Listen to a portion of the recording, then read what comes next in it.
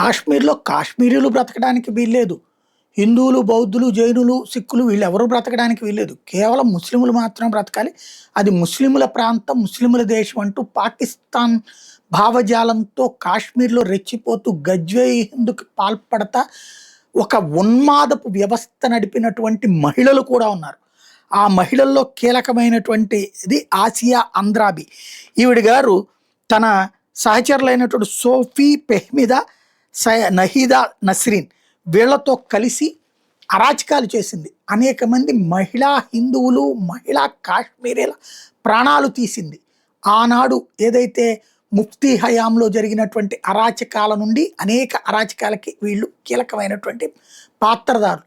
ఇప్పటికి కూడా అక్కడ ఉన్నటువంటి యువతని రెచ్చగొట్టేటటువంటి వాళ్ళు, హింసించేటటువంటి వాళ్ళు, వీళ్ళ మీదన ఇప్పుడు నేరాలు రుజువు కావడంతో ఎన్ఐఏ కోర్టు వీళ్ళకి శిక్షించే ముందు మీరేమన్నా చెప్పుకునేది ఉందా, మీలో పశ్చాత్తాపం ఏమన్నా ఉందా అంటే పశ్చాత్తాపం ఏమీ లేదు, కాశ్మీర్ మాది, అక్కడ ఇంక వేరే వాడు బతకడానికి వీల్లేదు, కాశ్మీరీలనినో హిందువులనినో వీళ్ళెవరు బ్రతకడానికి వీల్లేదు, మేము ఎట్లాంటి పశ్చాత్తాపడట్లేదు అని తేల్చి చెప్పారు.